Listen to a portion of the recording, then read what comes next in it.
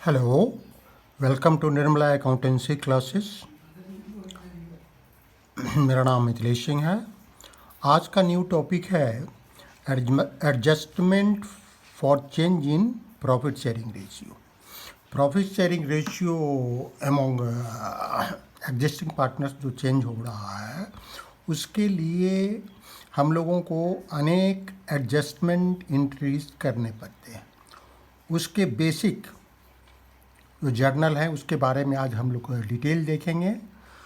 या adjustment entry जो यहाँ हम लोग देखेंगे वो सिर्फ adjustment change in profit sharing ratio के लिए ही नहीं एप्लीकेबल होगा, बल्कि ये पार्टनर्स के नए पार्टनर के एडमिशन के लिए भी एप्लीकेबल होगा, रिटायरमेंट की स्थिति में भी एप्लीकेबल होगा, डेथ की स्थिति में भी एप्लीकेबल होगा, amalgamation of partnership different partnerships की स्थिति में भी एप्लीकेबल होगा। तो आज जो हम थोड़ी सी चीज़ें कर रहे हैं और बेसिक चीज़ें कर रहे हैं, तो उसका फ़ायदा हम लोगों को अगले कई चैप्टर में मिलता रहेगा। सबसे पहले देखेंगे हम लोग अकाउंटिंग ट्रीटमेंट ऑफ गुडविल कैसे करते हैं। गुडविल जो हम लोग जो सैक्रिफाइसिंग पार्टनर को कंपनसेट करने के लिए गेनिंग पार्टनर लाता है, उसको कैसे बुक्स ऑफ अकाउंट्स में जर्नल एंट्री के द्वारा हम लोग रूट करते हैं, कैसे लिखते हैं। अकाउंटिंग स्टैंडर्ड 26 के अनुसार जिसमें इंटेंजिबल एसेट्स के बारे में बताया गया है या कहा गया है कि गुडविल बुक्स ऑफ अकाउंट में तभी लिखा जाएगा, तभी उसकी एंट्री की जाएगी जब वो खरीदा हुआ होगा। खरीदा हुआ होगा मतलब उसका वैल्यू मनी, कैश और काइंड में पेमेंट, उसका कंसिडरेशन कैश या काइंड में पे किया गया होगा। कंसिडरेशन मतलब दैट्स वैल्यू, प्राइस।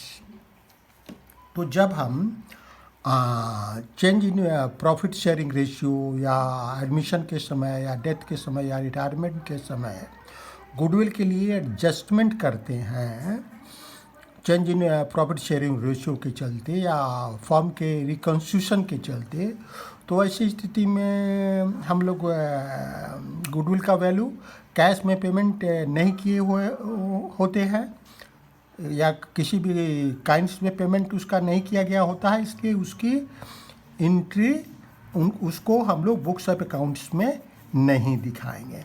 लेकिन जो एक ये इनहेरेंट गुडविल का वैल्यू करते हैं हम सैक्रिफाइसिंग पार्टनर को कंपनसेट करने के लिए और गेनिंग पार्टनर को से लेने के लिए से प्राप्त करने के लिए, तो उसका पार्टनर्स के कैपिटल अकाउंट के थ्रू हम लोग एडजस्टमेंट करते हैं।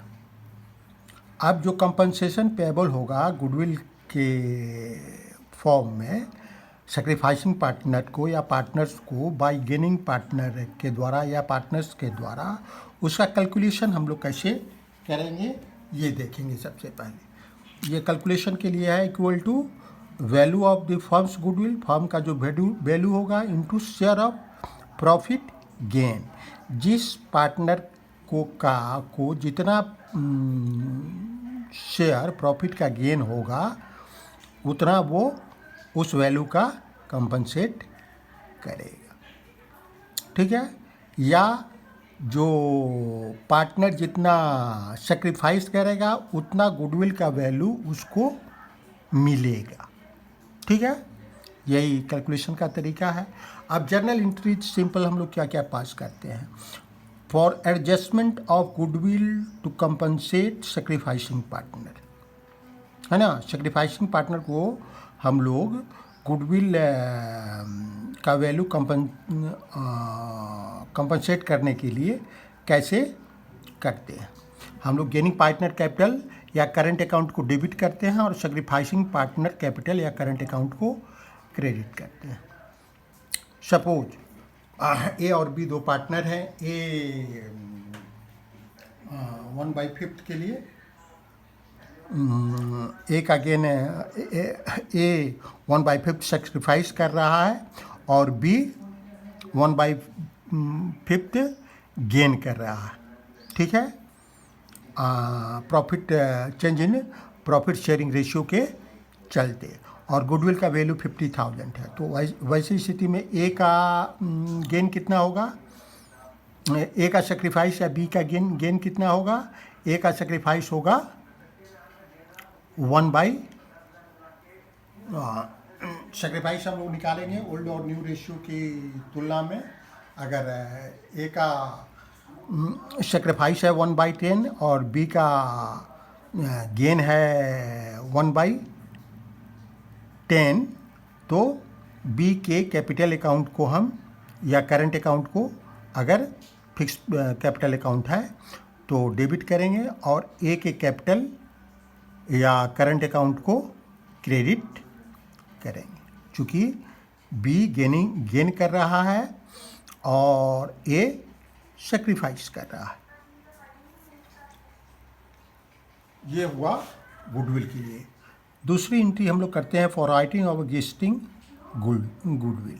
अगर बुक्स ऑफ अकाउंट्स में पहले से ही गुडविल का वैल्यू दिया गया है, AS 26 के अनुसार हम लोग जब तक इन कैश या काइंड में गुडविल का वैल्यू पेड नहीं हो तब तक हम एंट्री नहीं करते हैं। तो जो हमारा गुडविल बुक्स में पहले से एग्जिस्ट कर रहा है तो उसको तो हम लोग राइट अप करेंगे, ये हमारा प्रेफरेबल होगा। कभी कभी क्वेश्चन में दिया रहता है कि दूसरा कंडीशन दिया होता है तो उसके अनुसार हम लोग उसको करते हैं, लेकिन हमारा प्रेफरेबल तरीका यही होता है कि अगर बुक्स ऑफ अकाउंट्स में ओल्ड गुडविल दिया हुआ है तो उसको हम लोग राइट ऑफ कर देते हैं। कैसे राइट ऑफ करते हैं? राइट ऑफ करते हैं हम लोग पुराने जितने भी पार्टनर होते हैं उनके कैपिटल अकाउंट या करंट अकाउंट को डेबिट करते हैं और गुडविल अकाउंट को क्रेडिट करते हैं। उनको डेबिट किस रेशियो में करते हैं? जो हमारा ओल्ड PSR का रेशियो है, प्रॉफिट शेयरिंग रेशियो है, उसके अनुसार। ऐसा हम लोग इसीलिए करते हैं, ये क्लियर भी है कि change in profit sharing ratio के पहले की स्थिति जो पार्टनर्स हैं एग्जिस्टिंग उनमें डिफरेंट होता है और after change in profit sharing के बाद दूसरा होता है। तो जितने भी एक्यूमुलेटेड प्रॉफिट है या गुडविल है या अन्य कोई ऐसे लाभ है या कोई एसेट के रिवैल्यूएशन वगैरह पर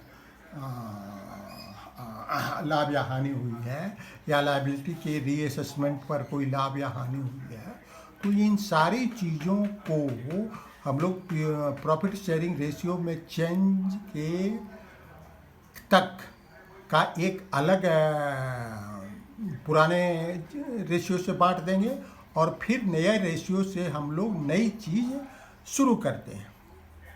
क्योंकि यहाँ व्यवसाय में स्थितियाँ बदल रही हैं मतलब व्यवसाय में जो लाभ कमाने के लिए जो पहले तय था वो अब रह नहीं जाएगा। तो अब तक का जो भी लाभ या हानि अर्न किया गया है तो उसका बंटवारा तो पुराना जो प्रॉफिट शेयरिंग रेशियो है उसी के अनुसार होना चाहिए और उसके बाद जो लाभ या हानि होती है उसका बंटवारा हम नए प्रॉफिट शेयरिंग रेशियो से करेंगे। तो पुराने गुडविल को चूँकि बुक्स ऑफ अकाउंट्स में नहीं दिखाया जाता है इसलिए हम लोग all partners capital current account को डेबिट करते हैं, गुडविल अकाउंट को क्रेडिट करते हैं। For transfer of reserve and accumulated profits, इसके लिए क्या करते हैं? जो रिजर्व और एक्यूमुलेटेड प्रॉफिट्स है, प्रॉफिट एंड लॉस अकाउंट का क्रेडिट बैलेंस है, तो रिजर्व या प्रॉफिट एंड लॉस अकाउंट को डेबिट करते हैं। अगर वर्कमैन कंपनसेशन रिजर्व अकाउंट है तो उसको भी डेबिट करते हैं for excess of reserve over actual liability. एक चीज़ ध्यान देते हैं कि मान लीजिए कि वर्कमैन कंपनसेशन रिजर्व अकाउंट का 10,000 बैलेंस है, लेकिन उसमें हमको वर्कमैन कंपनसेशन का क्लेम 5000 है, तो हम लोग 5000 को ही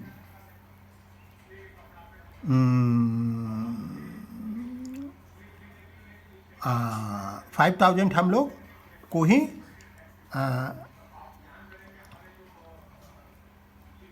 पार्टनर्स के बीच में बांटेंगे, और जो रेस्ट 5000 है उसके लिए उसको हम लोग वर्कमैन कंपनसेशन क्लेम अकाउंट में डाल करके एक लायबिलिटी के रूप में शो करेंगे, ठीक है।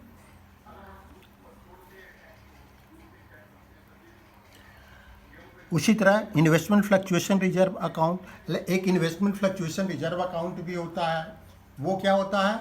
जो हम लोग नॉन ट्रेड इन्वेस्टमेंट करते हैं उसके मार्केट वैल्यू और जो बुक वैल्यू है उसमें अगर फ्लक्चुएशन हो रहा है तो उसको न्यूट्रलाइज करने के लिए हम लोग एक रिजर्व बना करके रखते हैं।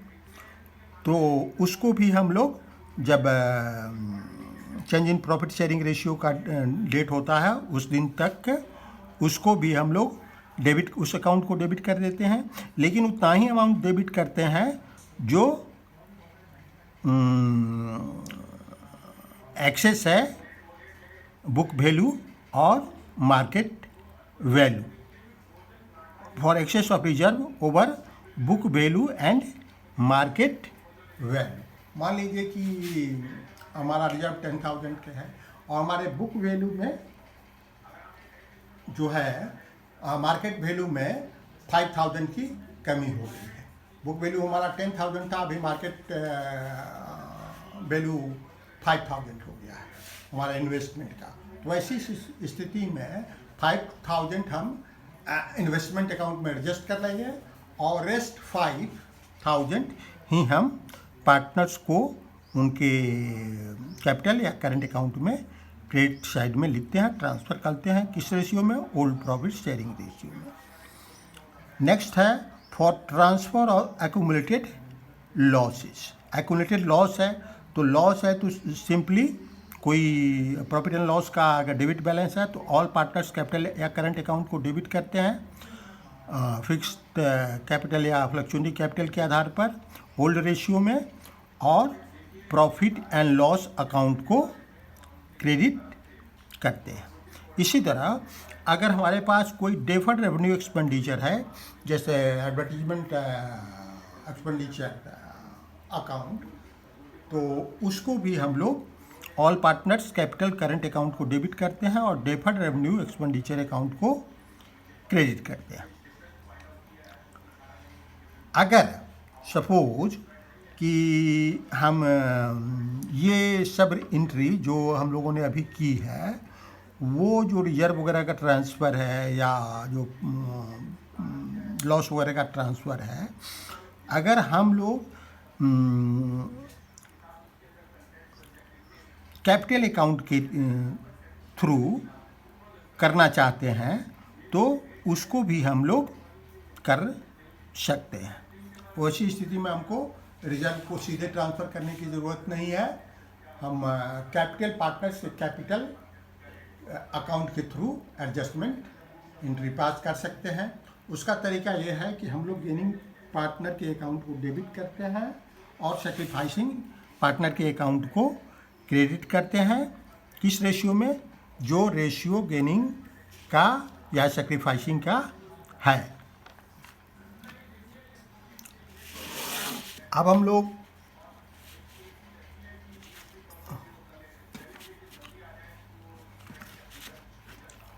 देखेंगे in the case of net loss है अगर तो सैक्रिफाइसिंग जब हम कैपिटल के थ्रू कैपिटल अकाउंट के थ्रू एडजस्टमेंट कर रहे हैं। सैक्रिफाइसिंग पार्टनर के कैपिटल अकाउंट को डेबिट करते हैं और गेनिंग पार्टनर के कैपिटल अकाउंट को क्रेडिट करते हैं। ठीक है, सैक्रिफाइसिंग पार्टनर के कैपिटल अकाउंट को डेबिट करते हैं और गेनिंग पार्टनर के कैपिटल। रिवर्स क्यों हो जाता है? इसलिए रिवर्स हो जाता है कि गेनिंग पार्टनर क्रेडिट इसलिए हो जाता है क्योंकि लॉस हुआ है। तो लॉस की स्थिति में जो भी लॉस है वो पहले का है, तो उसको कौन बर्दाश्त करेगा? उसको तो जो गेन पार्टनर है वो ज़्यादा, जो ये सेक्रीफाइसिंग पार्टनर है वो बर्दाश्त करेंगे, और जो गेनिंग पार्टनर है वो गेन करेगा। गेनिंग पार्टनर है वो गेन करेगा।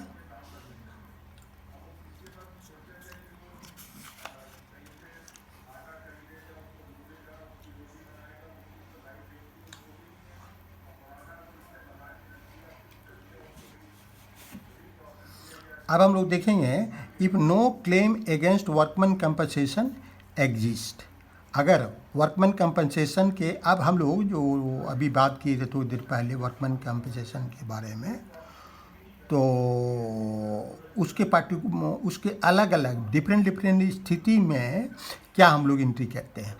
Workman if no claim against workman compensation exist, अगर वर्कमैन कंपनसेशन रिजर्व अकाउंट के अगेंस्ट में कोई क्लेम नहीं है, तब हम क्या करते हैं, पूरा का पूरा अमाउंट हम लोग पार्टनर्स को उनके कैपिटल अकाउंट में ओल्ड रेशियो में बांट देते हैं। Workman compensation reserve account debit to partners capital oblique current account old profit sharing ratio में। If claim is lower than the amount of workman compensation reserve, अगर claim कम है, claim कम है और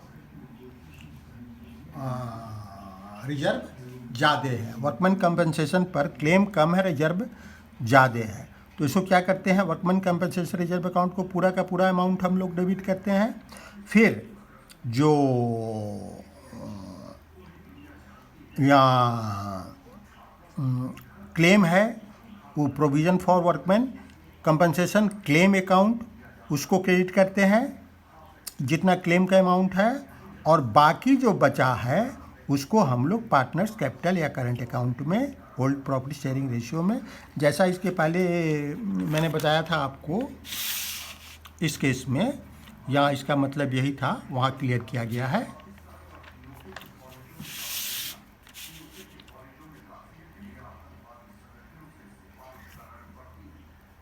अब हम लोग देखेंगे if the claim is equal to the workman compensation reserve, अगर दोनों बराबर है तो बंटवारा पार्टनर्स में कुछ भी नहीं होगा वर्कमैन कंपनसेशन रिजर्व से, वो सीधे हम लोग provision for workman compensation claim account में डाल देंगे। Workman compensation reserve account debit to provision for workman compensation claim account, ठीक है। If claim is higher than the amount of reserve, जो रिजर्व है उससे अधिक क्लेम है, तो वैसी स्थिति में क्या करेंगे, वर्कमैन कंपनसेशन रिजर्व अकाउंट को डेबिट करेंगे, और जितना कम है उससे रिवैल्यूएशन अकाउंट को डेबिट करेंगे। सपोज 10,000 हमारा रिजर्व है और 15,000 हमारा क्लेम है, तो 10,000 हम रिजर्व को डेबिट करेंगे, रिवैल्यूएशन को 5,000 करेंगे, और provision for workman compensation claim account में 15,000 कर देंगे। समझ रहे हैं? अब हम चूंकि रिवैल्यूएशन अकाउंट हम लोगों ने एक खोल दिया, रिवैल्यूएशन अकाउंट डेबिट है मतलब लॉस है, एक नॉमिनल अकाउंट है ये रिवैल्यूएशन अकाउंट, और ये हमारा एक खर्च है, तो खर्च है मतलब लॉस है, तो इसको क्या करेंगे, लॉस को हम लोग ये अकाउंट क्लोज करने के लिए, नॉमिनल अकाउंट क्लोज कर दिया जाता है ईयर एंड में, तो हम लोग क्या करेंगे, पार्टनर्स कैपिटल या ऑब्लिक करंट अकाउंट को डेबिट करेंगे ओल्ड प्रॉफिट शेयरिंग रेशियो में, और रिवैल्यूएशन अकाउंट को क्रेडिट करेंगे। अब इन दी बुक्स अब हम लोग देखेंगे डिटेल इन्वेस्टमेंट फ्लक्चुएशन रिजर्व के बारे में।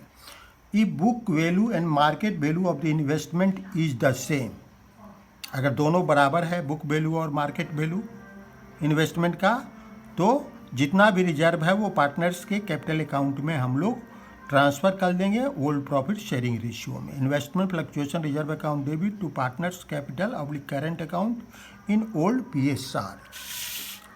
अब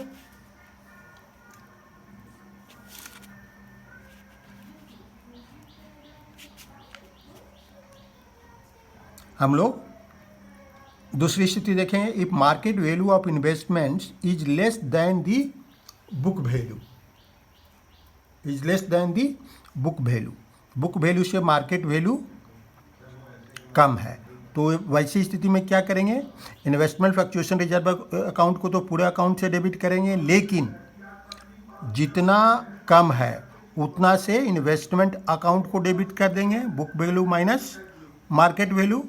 बुक वैल्यू मान लीजिए कि 1 लाख है, मार्केट वैल्यू 90,000 है और हमारा इन्वेस्टमेंट फ्लक्चुएशन रिजर्व 15,000 है, तो यहाँ 10,000 इन्वेस्टमेंट अकाउंट में चला जाएगा और बाकी जो 5,000 हुआ वो हमारे पार्टनर्स के कैपिटल अकाउंट या करंट अकाउंट में क्रेडिट कर दिया जाएगा, जितने पार्टनर्स हैं उनके old profit sharing ratio. Clear हो गया? अब हम लोग आगे बढ़ेंगे। Fall in value is equal to investment reserve. अगर वैल्यू में जितना फॉल है वो इन्वेस्टमेंट के वैल्यू में जितना फॉल है वो इन्वेस्टमेंट फ्लक्चुएशन रिजर्व जितना है उसके बराबर है, तो वैसी स्थिति में हम क्या करेंगे, इन्वेस्टमेंट फ्लक्चुएशन रिजर्व अकाउंट को डेबिट करते हैं तो इन्वेस्टमेंट अकाउंट को क्रेडिट करते हैं। Next, fall in value is more than investment fluctuation. अगर फॉल इन वैल्यू ज़्यादा है, सपोज हमारा रिजर्व है इन्वेस्टमेंट फ्लक्चुएशन जब 10,000 का, वैल्यू में 15,000 का फॉल हो रहा है, तो ऐसी स्थिति में 10,000 से हम डेबिट कर देंगे इन्वेस्टमेंट फ्लक्चुएशन रिजर्व को, रिवैल्यूएशन अकाउंट को डेबिट करेंगे हम 5,000 से और इन्वेस्टमेंट अकाउंट में क्रेडिट करेंगे 15,000। क्लियर है? अब रिवैल्यूएशन अकाउंट एक नॉमिनल अकाउंट खुल गया, इसको क्लोज करेंगे तो पार्टनर्स कैपिटल या करंट अकाउंट को डेबिट करेंगे ओल्ड प्रॉफिट शेयरिंग रेशियो में और रिवैल्यूएशन अकाउंट को क्रेडिट करेंगे। When there is increase in book value of investment, अगर इंक्रीज हो जाता है तो वैसी स्थिति में इन्वेस्टमेंट फ्लक्चुएशन रिजर्व का पूरा अमाउंट हम पार्टनर्स के बीच बांट देते हैं। फिर जो जितना इंक्रीज है इन्वेस्टमेंट को, तो इन्वेस्टमेंट अकाउंट को जो मार्केट वैल्यू और बुक वैल्यू का अंतर का अमाउंट है उसको से डेबिट करते हैं, रिवैल्यूएशन अकाउंट को क्रेडिट करते हैं। फिर रिवैल्यूएशन अकाउंट को क्लोज करने के लिए, चूँकि ये हमारे पास एक प्रॉफिट हो गया, रिवैल्यूएशन पर गेन हो गया, तो रिवैल्यूएशन अकाउंट को डेबिट करते हैं और पार्टनर्स कैपिटल या करंट अकाउंट को ओल्ड रेशियो में क्रेडिट करते हैं। एक चीज़ और ध्यान देने की है, एम्प्लॉइज प्रोविडेंट फंड जो होता है वो कोई बांटने की चीज़ नहीं है पार्टनर की, ये एक लायबिलिटी होती है। इसलिए जब हम profit change in profit sharing ratio या पार्टनर्स एडमिशन, पार्टनर्स के डेथ या पार्टनर के रिटायरमेंट के समय का क्वेश्चन करते हैं, तो एम्प्लॉय प्रोविडेंट फंड को हम लोग एक लायबिलिटी के रूप में ट्रीट करते हैं और इसका कोई डिस्ट्रीब्यूशन नहीं होता है। इसके बाद हम लोग कुछ एक और एडजस्टमेंट करना पड़ता है, जितना हमारा एसेट और लायबिलिटी है उसका रिवैल्यूएशन करना पड़ता है या लायबिलिटीज़ का रीअसेसमेंट करना पड़ता है। उसके लिए जो हम लोग जर्नल एंट्री पास करते हैं वो हम लोग यहाँ देखेंगे, जब एसेट का वैल्यू इंक्रीज करता है, fall increase in the value of asset account को डेबिट करते हैं इंडिविजुअली। जैसे बिल्डिंग अकाउंट है तो बिल्डिंग अकाउंट करेंगे, मशीनरी अकाउंट है तो मशीनरी अकाउंट करेंगे और रिवैल्यूएशन अकाउंट को क्रेडिट करते हैं। For decrease in the value of asset, revaluation account को डेबिट करते हैं और एसेट अकाउंट को इंडिविजुअली मीन्स बिल्डिंग है तो बिल्डिंग, मशीनरी है तो मशीनरी, जो भी हो उसको क्रेडिट करते हैं। हम जानते हैं कि रिवैल्यूएशन अकाउंट एक नॉमिनल अकाउंट है, तो नॉमिनल अकाउंट में अगर लॉस होता है तो डेबिट करते हैं और गेन होता है तो क्रेडिट करते हैं। एसेट का वैल्यू जब इंक्रीज किया तो गेन हुआ, इसलिए रिवैल्यूएशन अकाउंट को क्रेडिट किया गया। यहाँ एसेट का वैल्यू डिक्रीज हुआ तो लॉस हुआ तो रिवैल्यूएशन अकाउंट को डेबिट किया गया। अब for increase in the amount of liability, liability में अगर इंक्रीज होता है तो हमारा हमको लॉस होता है तो रिवोल्यूशन अकाउंट को डेबिट करते हैं, लायबिलिटी अकाउंट को इंडिविजुअली क्रेडिट करते हैं। For decrease in the amount of liability, amount अगर लायबिलिटी का डिक्रीज किया तो ये हमारे लिए फ़ायदे की बात है, तो लायबिलिटी अकाउंट इंडिविजुअली को डेबिट करते हैं और रिवैल्यूएशन अकाउंट को क्रेडिट करते हैं। For recording on recorded asset, कोई एसेट रिकॉर्ड करने से छूट गया है तो ऑन रिकॉर्डेड एसेट का नाम लिखते हैं, जैसे building account, machine account, tools account debit करते हैं और टू रिवैल्यूएशन अकाउंट करते हैं। उसी तरह कोई लायबिलिटी छूट गया है तो एक नई लायबिलिटी, एक नया लॉस आ गया तो रिवैल्यूएशन अकाउंट को डेबिट करते हैं और ऑन रिकॉर्डेड लायबिलिटी को जिसका नाम हम लिखते हैं क्रेडिट करते हैं।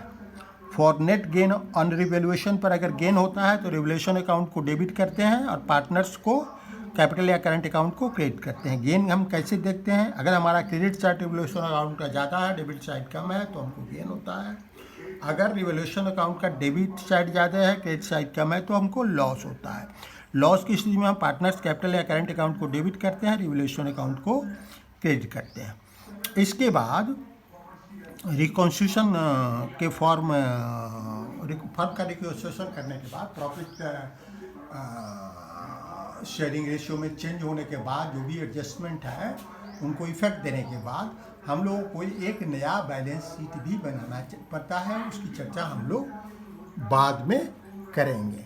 अब जल्दी से मैं एक क्वेश्चन कर लेता हूँ, ठीक है, बहुत जल्दी से एक क्वेश्चन मैं कर लेता हूँ। XYZ are partners in the firm sharing profit and losses in the ratio of 3:2 their balance sheet as at 31 March 2020 was, liabilities में सन्डी क्रेडिटर्स है 24,000, जनरल रिजर्व है 36,000, कैपिटल है 2 lakh XY 2 lakh Z 1 lakh, asset में cash at bank है 27,000, सन्डी debtors है 50,000, stock है 1,20,000, machinery है 1,59,000, building है 2 लाख, एडवर्टीजमेंट एक्सपेंडिचर जो डेफर्ड रेवेन्यू है वो है 4,000। और स्थिति क्या है, टर्म्स एंड कंडीशन क्या है, partner decide that with effect from 1st April 2020 they would share profit and losses in the ratio of 4:3:2। पहले था 3:3:2, अब 4:3:2 हो रहा है। It was agreed that a stock is to be revalued at 1,10,000। पहले stock का वैल्यू 120 था, 110 हो रहा है, मतलब घट रहा है। फिर दूसरा, machinery is to be depreciated by 10%। Machinery पर हम लोग को 10% डिप्रिसिएशन काटना है, मतलब 1,59,000 का है तो 15,900 हमको डिप्रिसिएशन काटना है। A provision for doubtful debts is to be made on debtors, 5% करना है। डेटर्स हमारा टोटल 50,000 है तो कितना अमाउंट होगा, 2,500, ये हमको डिप्रिसिएशन करना है, तो ये भी हमारे लिए एक लॉस ही है। और building to be appreciated by 20%, building के वैल्यू में हमको एप्रिशिएट करना है 20%। 2 लाख का है तो 2 लाख का 20,000 दैट इज़ 40,000, ये इंक्रीज होगा। Liability for 3,000 included in the syndicated is not be, liability जो हमारा है क्रेडिटर 24,000, इसमें 3,000 हमको नहीं देना पड़ेगा, तो इसके लिए भी हमको एंट्री करनी पड़ेगी। जनरल रिजर्व जो 36,000 है उसके को भी हमको पार्टनर से कैपिटल अकाउंट में ट्रांसफ़र करना पड़ेगा, या दूसरा इन्फॉर्मेशन आगे कुछ है तो उसके अनुसार करेंगे। आगे का इन्फॉर्मेशन हमारे पास ये है कि partners agreed that revised value of assets and liabilities are to be recorded in the books. They decide to retain the general reserve in the book, give necessary accounting entries in the books। ठीक है, अब हमको journal entry बनाना है, accounting entries बनाना है और कुछ नहीं करना है। तो सबसे पहले हम लोग देखेंगे कि एसेट में क्या क्या हमारा नुकसान हो रहा है। पहला ही जो क्वेश्चन का है वो हम लोगों ने देखा है कि हमारे स्टॉक के वैल्यू में डिक्रीज हो रहा है 10,000 का, तो ये 10,000 हम स्टॉक अकाउंट को क्रेडिट करेंगे। मशीनरी के वैल्यू में भी 10% का डिप्रिसिएशन काटना है, तो ये 15,900 आ जाएगा। और रिजर्व जो हमारा ये डेटर्स जो 50,000 का है उस पर 5% हमको प्रोविज़न फॉर डाउटफुल डेट्स के लिए करना है, तो ये 50,000 का 5% 2,500 आया। ये तीनों का टोटल 28,400 हुआ। ये रिवोल्यूशन अकाउंट को डेबिट होगा, इसलिए कि ये हमको लॉस हो रहा है। स्टॉक का वैल्यू घट रहा है तो हमको लॉस हो रहा है, मशीनरी का डिप्रिसिएशन जा रहा है, ये हमको लॉस हो रहा है।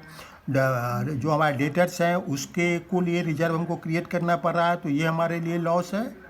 तो ये तीनों को इंडिविजुअली क्रिएट करेंगे और डिप्रिवलेशन अकाउंट को डेबिट करेंगे। फिर दूसरा है बिल्डिंग अकाउंट में अप्रिसिएशन हो रहा है, जैसा हम लोगों ने देखा है 2 लाख का बिल्डिंग है, 20% इंक्रीज है, बाई 20% इंक्रीज करना है तो 40,000 हमारा इंक्रीज हो गया। सिंडिकेटर्स जो है वो भी डिक्रीज हो गया, तो सिंडिकेटर्स के डिक्रीज को हम लोग सिंडिकेटर्स में डिक्रीज जो हुआ वो हमारे लिए फ़ायदे की बात हुई, तो वो भी लिखेंगे। ये अकाउंट को डेबिट करेंगे और इवैल्यूएशन अकाउंट को क्रेडिट करेंगे, ये दोनों के टोटल से ये हमारे लिए फ़ायदे हैं। फिर दोनों जब जो प्रॉफिट होगा उसको हम लोग पार्टनर से कैपिटल अकाउंट में उनका ओल्ड से प्रॉफिट शेयरिंग में बांट देंगे। पार्टनर्स का ओल्ड प्रॉफिट शेयरिंग क्या है 2:2, 3:3:2 है, तो उस रेशियो में हम लोग बांट देंगे। ये 14,600 कैसे आया, अब आप यहाँ देख रहे हैं 28,000 डेबिट है, 43,000 क्रेडिट है, ये दोनों का डिफरेंस कितना हुआ 14,600। कोई कन्फ्यूजन नहीं है। फिर हम लोग आगे बढ़ेंगे। अब हम लोगों को जो रिजर्व है वो ऐसे पूरा का पूरा ट्रांसफ़र पार्टनर से कैपिटल अकाउंट में general reserve account debit to partners capital account in old ratio में कर देना चाहिए। लेकिन यहाँ स्थिति थोड़ी सी भिन्न है। थोड़ी सी भिन्न क्या है, पार्टनर्स एग्री करते हैं आपस में कि वो रिजर्व को रिटेन करेंगे, तो जब रिटेन करेंगे बुक्स में उसी तरह दिखाना चाहते हैं। तो वैसी स्थिति में जो change in profit sharing ratio का नेट इफेक्ट है उसको कैलकुलेट करके उतने ही का प्रभाव हम कैपिटल अकाउंट के थ्रू देते हैं पार्टनर्स के, और इसके लिए एडजस्टमेंट एंट्री पास हो जाता है। तो इसके लिए हम लोग क्या करते हैं, हम जानते हैं कि एक हमारा गेनिंग पार्टनर है वाई और जेड सैक्रिफाइसिंग पार्टनर है। अब एक्स कितने के लिए गेनिंग है हम लोगों ने यहाँ निकाला है 5/72 के लिए। तो जो हमारा टोटल वैल्यू है रिजर्व का 36,000, उसका 5/72 निकालेंगे, ये आएगा 2,500। तो 2,500 हम एक्स के कैपिटल अकाउंट को डेबिट कर लेंगे, उससे ले लेंगे जो कंपनसेशन है। क्योंकि आप जानते हैं कि change in profit sharing ratio के बाद change in profit sharing ratio के बाद भी जो स्थिति है वो बिल्कुल इंटायरली नहीं बदल जाती है पार्टनर्स में, बल्कि किसी को थोड़ा सा नुकसान होता है और किसी को थोड़ा सा फ़ायदा होता है। ऐसा नहीं है कि एक पार्टनरशिप से बिल्कुल निकल जाता है और उसको कोई फ़ायदा नहीं होता है या नुकसान नहीं होता है और दूसरे को पूरा का पूरा फ़ायदा हो जाता है। ऐसी स्थिति नहीं है, क्योंकि वो तीनों पार्टनर एग्जिस्ट कर रहे हैं। कल दूसरे रेशियो में प्रॉफिट लॉस शेयर कर रहे थे, आज दूसरे रेशियो में कर रहे हैं। तो जो अंतर है फ़ायदे का और नुकसान का उसके थ्रू हम लोग यहाँ एडजस्ट कर लेते हैं। तो ये 2,500 आया। अब y कितना सेक्रीफाइस कर रहा है ये हम लोगों ने निकाला है 3/72। तो इसका 3/72 हम लोग निकाल सकते हैं, ये कैलकुलेट करके भी हमको ये आ जाएगा। या दूसरा तरीका है, ये जो सेक्रीफाइसिंग रेशियो दोनों का क्या हुआ 3:2, तो 3:2 यहाँ भी उस रेशियो से भी आ जाएगा। ये सेक्रीफाइसिंग रेशियो दोनों का क्या है, दोनों सेक्रीफाइस कर रहा है 3/72 2/72, ठीक है, दोनों सेक्रीफाइस है तो 3:2 इस रेशियो में भी यहाँ हम कर सकते हैं। इस अमाउंट के इस रेशियो में, या 36,000 के 3/72 अगर हम करेंगे तब भी हमको ये अमाउंट, यही अमाउंट मिलेगा 1500। ठीक है, तो जेड का भी उसी तरह हम लोग कैलकुलेट कर सकते हैं। उसके बाद है एक चीज़ और आता है एडवर्टीजमेंट सस्पेंस अकाउंट। इसको भी चूँकि एक ये फिक्सिस एसेट है, इसका एक्चुअली खर्च ऑलरेडी हो चुका है, बिजनेस का नुकसान ऑलरेडी हो चुका है, तो जब चेंज इन प्रॉफिट शेयरिंग होता है तो इसका एडजस्टमेंट जरूरी है।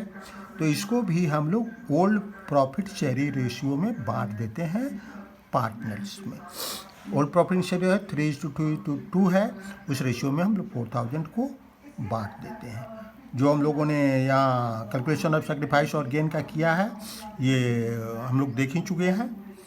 Okay, see you in next class. Thank you.